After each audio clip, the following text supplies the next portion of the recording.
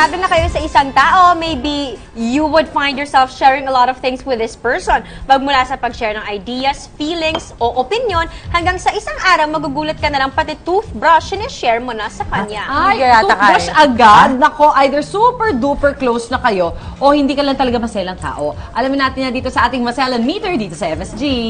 Okay, simple lang. Meron tayong situations. Each one, irarank natin from 1 to 5 with 5 being the highest, meaning komportable ka sa sitwasyon na yon, the lower score you get, the more maselan you are. Okay. So, 1 to 5 tama ba? Okay. So, 1 to 1 is 5. lowest. 5 is highest. yun. Okay. Okay. Here are the situations. Una, sharing a spoon, fork, or straw when dining. Ayan. Ilan ito sa maselan meter ninyo? At kanino kayo komportableng gawin ito? Rank muna. 3. 2. Okay. Ikaw. 3. Ako rin 3. 3. Okay. Oo. Komportable gawin? Kasi kung sa family, wala akong problema Exactly. talaga. Exactly. Yes. So, I guess magkaroon lang ako ng problem. Kuwari, yung kakakilala ko lang. So, di ba yung, hi! Pera ma, di ba? Pangit naman yun. Yes. Parang hindi ko kaya yun. Oo. Pag pamilya, Oo, pag kunyari, pamilya, okay. tayo, dahil family man tayo. Oo. Carry lang di ba? Pero naman, Tsaka pag pamilya ka, hindi ka naman laway conscious. Alam mo yun, minsan, Pepa, kung gusto mo, inom ka. Correct. Diba? Pag tayo, aminin mo natin yan sa family natin, diba? Sa mga anak, o anong otos. Diba? Pero siyempre, pag ibang tao, siyempre, diba? No. Correct. Ganun, Arte-arte. Arte. minsan kasi makikita mo naman sa tao kung kyauti o hindi, diba? Oo, tama. Alam mo yun, so tama. siyempre kung kyauti yun, siyempre makikita, diba? Pag ininom niya na, iyon na yan. Oo. Go?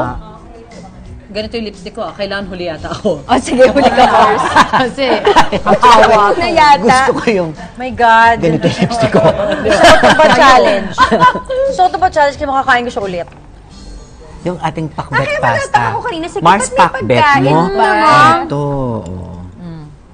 at saka yung I wonder kung merong maselan talaga sa atin in real life. Tapos, ginagawa lang nito for the sake of kailangan niya gawin. Pero kami ni Camille, ayan, ate, tikman mo to. inumin. Diba? So, sobrang sanay na kami.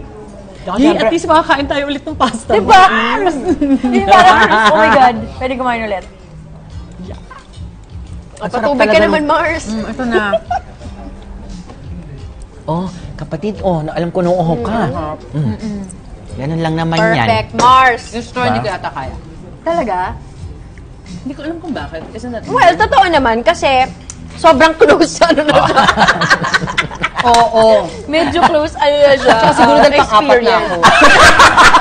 Ako kasi yung pinakaswerte. May point ka. Oo, yan. Inumin mo to ulit. Back to you. Kasi lahat siya naunin. Guys, at least fair. Dapat pala.